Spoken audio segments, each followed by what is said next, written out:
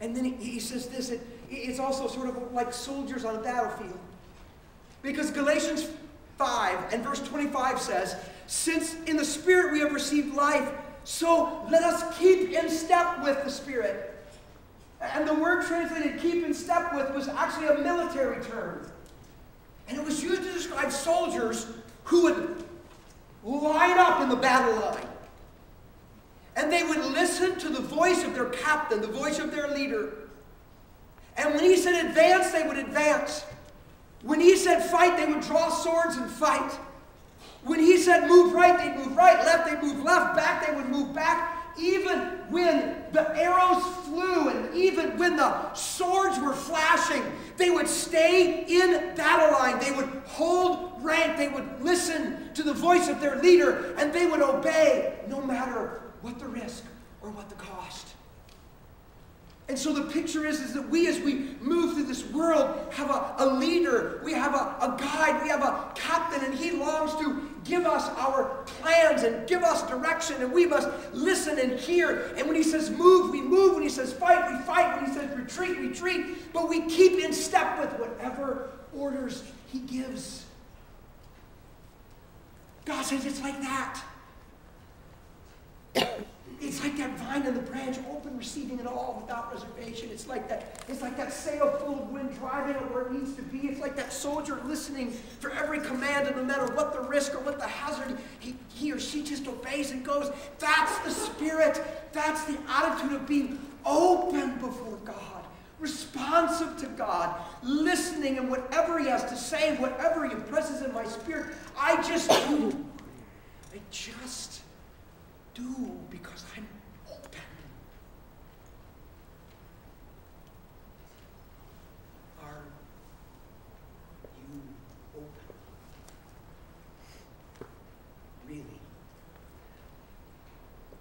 Are you open? Predetermined that whatever he says, wherever he leads, whatever he impresses, done. See, that's a life of faith.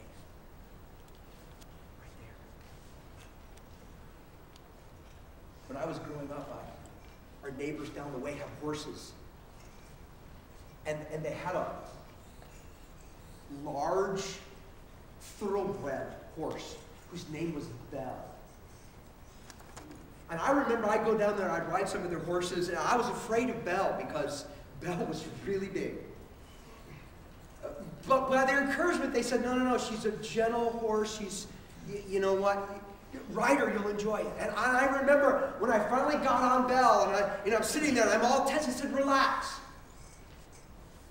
If you want her to go left, just lean the reins to the left on her neck, and right, just lean them to the right on her neck. And if you want her to stop, all you got to do is have a gentle tug back.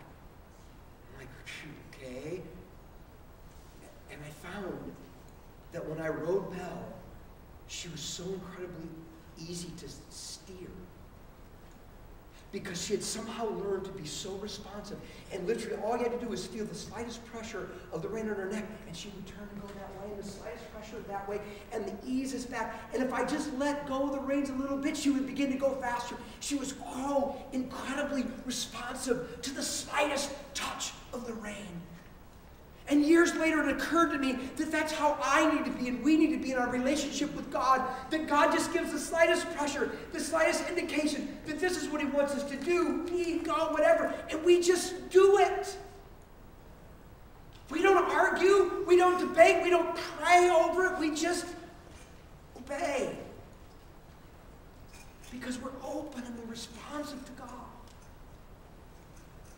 I fear that many of us are more like another horse I rode, Chubbins. Chubbins was a fat pony. But being smaller, I thought Chubbins was more manageable. And one day I was out riding Chubbins. And I saddled her up and I got on, and off we went down the driveway and kind of up the road. And I mean, Chubbins was in no mood for a ride that day. None. And I'm kicking, I'm going, come on. And it probably took about 15 minutes to go about a half a mile because she just did not want to go. And finally, like, fine, this is no fun. Let's just turn around. So I pulled the rein, and she turned around, and I gave her a little kick, and she started to trot. And that trot turned into a full gallop. And the faster she went, the more her head came down. And for a minute I thought, whoa, this is fun. Woo, go! But she started to come up on the driveway, which is a hard left turn into the barn. So I start pulling back on those reins. And she didn't slow down 1 mile an hour. And so I can remember pulling as hard as I remember leaning back, pulling, because I saw that driveway coming. I'm going, whoa, stop. In my memory, and again, I was a grade schooler, I was pulling so hard, Chubbins was staring me right in the eye. But she was flying. And I remember we got to that driveway, and she turned on that driveway, slipped a little bit, kind of, spun out. But she kept a beeline right for the open barn door. And finally, I just bailed out. I jumped off, tumbled on the driveway, got all cut up. And all I remember is Chubbins going into the barn at full speed. And then I heard a little bit of shh, and then bam! And she hit the wall in the back of the barn. And it occurred to me years later, I can be just like Chubbins. So stubborn, so determined, so self-willed that I'm going to do what I want to do, and I'm going to go there no matter what, and God could almost pull as hard as he wanted to, but I'm going to go my way, and I'm going to justify that my way is okay with God. See, our question is, are we Bell or Chubbins? If we have a Bell-like heart and spirit, God morphs those people. If we have a Chubbins-like heart and spirit, modify, wicked.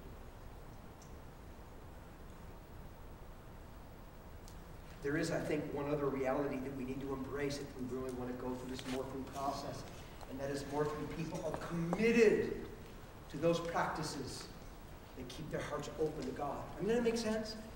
If only God can change us on the inside, and if God only changes people fully open to him, then it makes sense that people who are really undergoing a morphing process work hard to keep their heart open. I don't need to say this, but I will. The easiest thing in the world to do is to have our heart get closed to God, isn't it? Do you have to work on that? Do you have to here are my spiritual disciplines for closing my heart to God? That's easy. There's so many temptations, there's so many pressures, there's so many distractions. We struggle with self-will, it seems like all the time. Somehow we just want to make life be about us. Our faith gets tested, we get hurt, whatever the case may be, and the next thing you know, our heart gets all clogged up, our heart gets closed. It just happens. Remember back last month when we had like 12 feet of rain in one weekend? Remember that weekend? Mm-hmm. My basement flooded. I mean, my downstairs. I mean, on Monday morning, Lindsay goes, "Hey, Dad, did you know the basement's all wet?" No. I had that problem before. But all that rain and water got in there. And I go, man. Well, it turns out it wasn't just all that rain. See, the eaves and the gutters had gotten clogged. It just happens. I know it happens. There's pine needles in there. There's leaves in there.